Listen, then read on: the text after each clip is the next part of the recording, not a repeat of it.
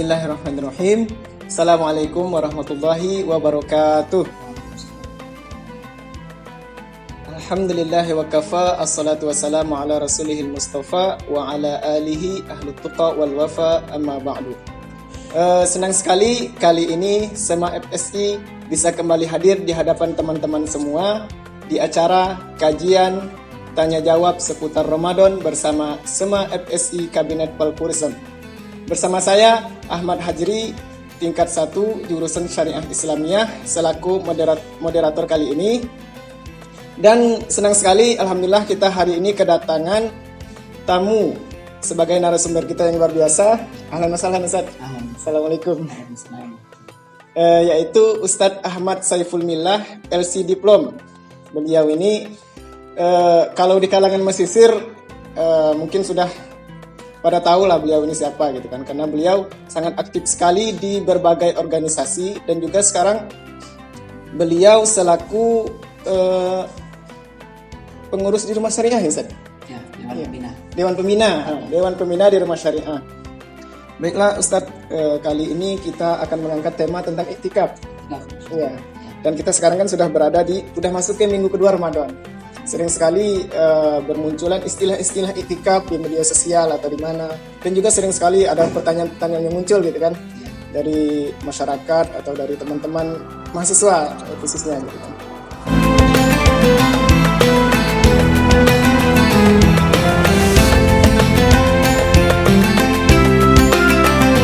Sebelum kita berbicara lebih jauh dulu, kita mengenal dulu iktikaf itu apa gitu, dan dalam syariat kita kenapa iktikaf ini disyariatkan untuk umat muslim gitu. Bismillahirrahmanirrahim. Alhamdulillahirabbil alamin wassalatu wassalamu ala asyrafil anbiya'i wal mursalin wa ala alihi wa sahbihi ajma'in. Amma ba'd. Terima kasih atas pertanyaannya dan alhamdulillah semoga kita selalu di bawah lindungan Allah dan rahmatnya. Semoga rahmat maghfirah ya Allah selalu tercurahkan kepada kita semua, terutama di bulan suci Ramadan tahun ini. Amin amin ya rabbal alamin. Terkait tema kita pada kesempatan kali ini tentang iktikaf, ya memang iktikaf selalu menjadi perbincangan hangat ya, terutama ketika masuk bulan Ramadan dan terlebih lagi ketika sudah mulai memasuki 10 hari terakhir bulan Ramadan. Terkait iktikaf itu sendiri, ya mungkin kita kenalan dulu ya kan dengan iktikaf. Ya, jadi iktikaf itu dilihat dari struktur bahasanya. Secara bahasa, iktikaf maknanya adalah al-muktsu ya, atau al-habsu. Terkadang bermakna al-habsu, terkadang bermakna al-lubsu, yang artinya adalah menempati sebuah tempat tertentu. Ya. Atau dalam makna lain juga terkadang i'tikaf artinya al-mulazamah ya. Mulazamah itu artinya selalu menempel terhadap sebuah pekerjaan atau selalu melakukan pekerjaan yang berulang-ulang, itu namanya mulazamah ya kan. Dan secara bahasa juga mulazamah yang menjadi makna i'tikaf itu bisa menjadi makna untuk yang negatif dan positif ya. Misal di dalam Al-Qur'an dikatakan yang positif, misal wala tubashiruhunna wa antum aakifuna fil masajid. Di situ kata i'tikaf artinya aakifun ay mulazimun, artinya terus menerus tinggal di dalam masjid. Itu kan hal positif secara bahasa i'tikaf itu.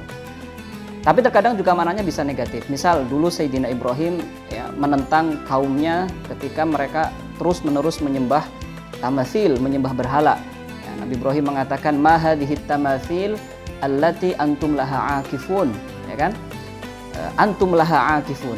Nah, iktikaf di situ apa ya, kenapa kalian terus menerus menyembah berhala yang seperti ini, terus menerus itu akifun. Nah, menyembah berhala kan hal yang negatif.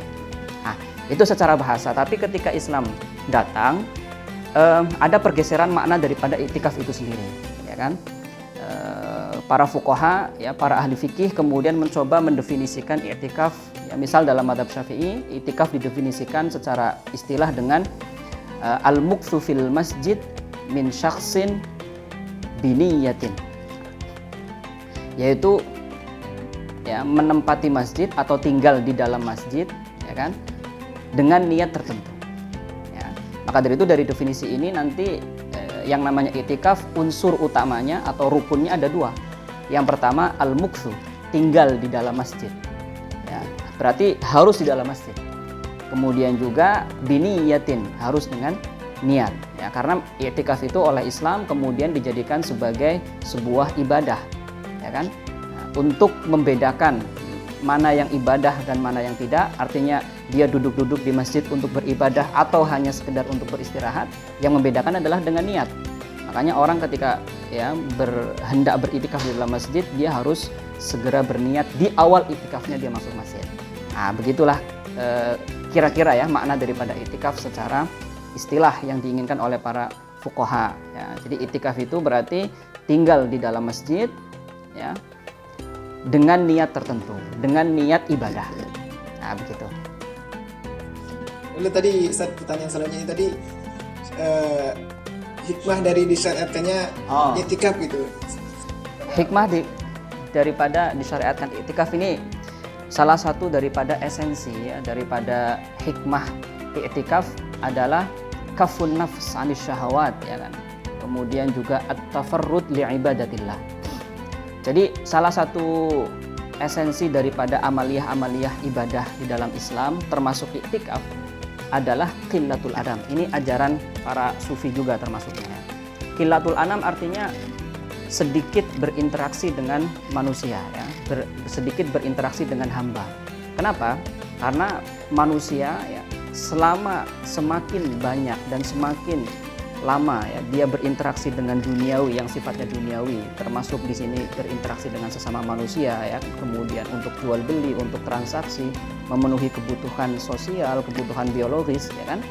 Itu bisa dibayangkan ya jika ya selama 1 hari full, 1 bulan full, bahkan 1 tahun full dia terus berinteraksi begitu dengan manusia, ya itu secara tidak langsung akan menyeret hati dia untuk tersibukkan dengan itu semuanya.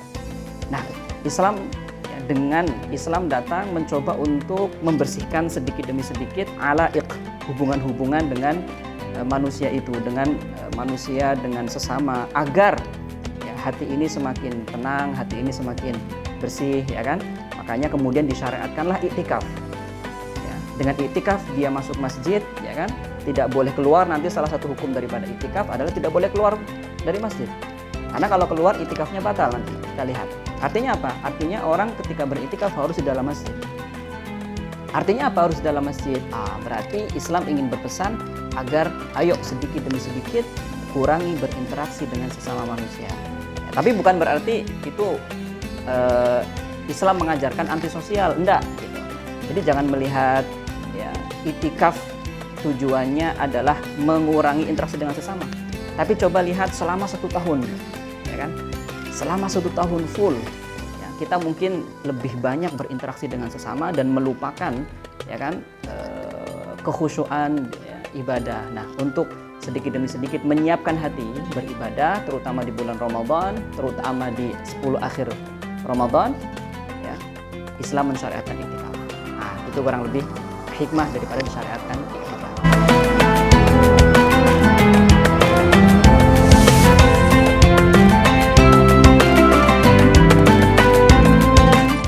Lalu Ustaz, akan istilah i'tikaf hanya ada di bulan Ramadan, sehingga banyak yang berkesimpulan bahwa i'tikaf ini hanya di bulan Ramadan gitu. Apakah i'tikaf juga ada di bulan-bulan lainnya? Itu gimana Ustaz? Ya, ini perlu kita benarkan juga wawasan tentang i'tikaf, bahwa para fuqaha mengatakan al-i'tikafu sunnatun muakkadatun ya, fi kulli zamanin bil ijma'. Jadi i'tikaf itu hukumnya sunnah muakkadah. Ya, kapanpun, baik di Ramadan atau di luar Ramadan.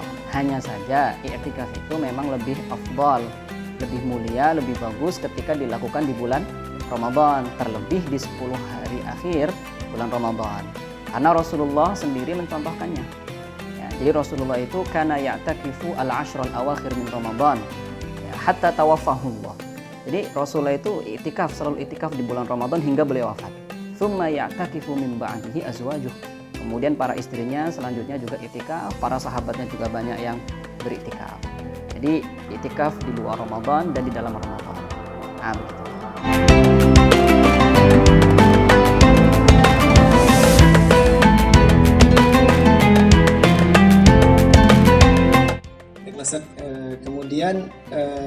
berapa lama gitu masa iktikaf, dan apakah iktikaf itu harus di masjid gitu? Apa boleh juga di rumah atau di mana? Ya, ini salah satu syarat-syarat daripada iktikaf ya, adalah iktikaf itu harus dilakukan di dalam masjid. Ya, tidak bisa dilakukan di dalam rumah, ya kan?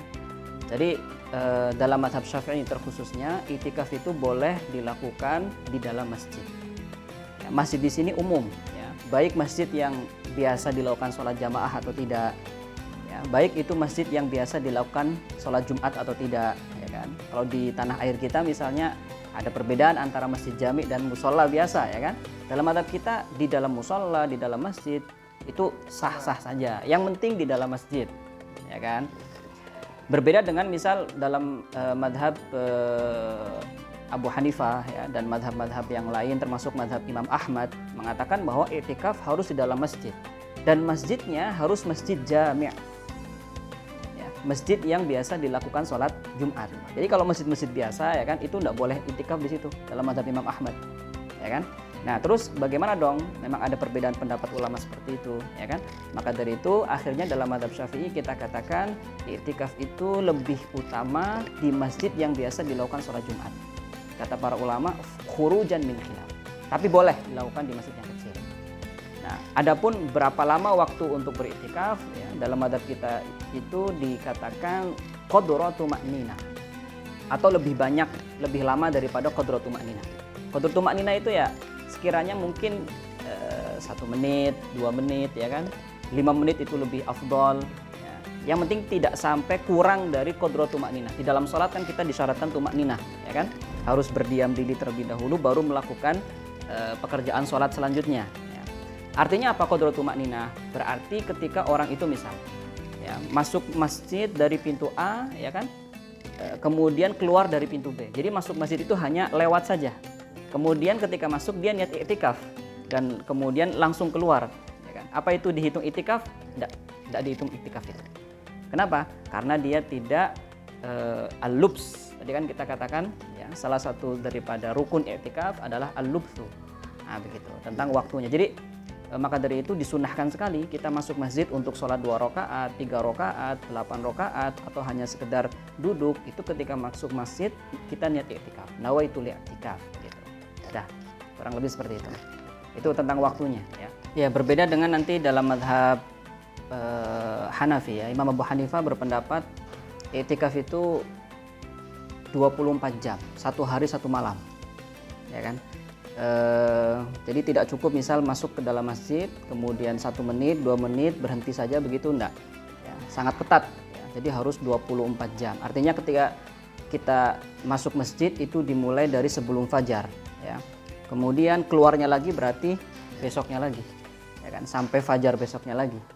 Ya, dan di hari itu nanti dalam mazhab Hanafi itu harus disyaratkan berpuasa.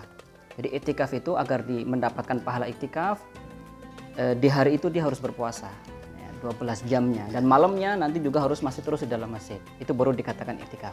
Kalau kita enggak, qadratu ma'ninah itu sudah cukup, dia akan mendapatkan pahala iktikaf. Ya begitu.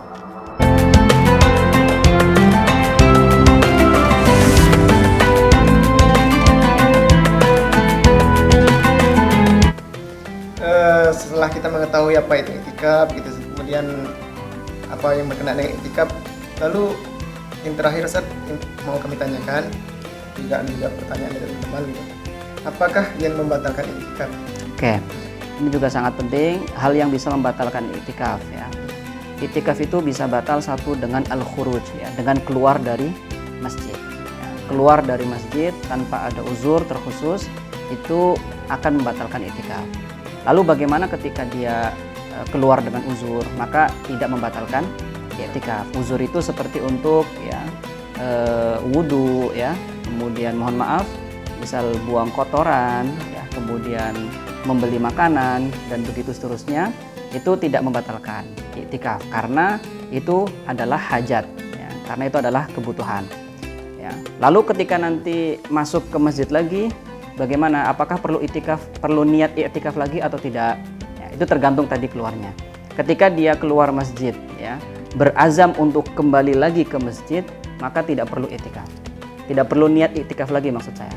Tapi ketika dia keluar masjid misalnya, dan ketika keluar tidak ada azam untuk kembali ke masjid lagi, ya keluar saja begitu, hatinya tidak menghadirkan azam, ya, maka ketika masuk ke masjid lagi dia harus niatkan i'tikaf lagi.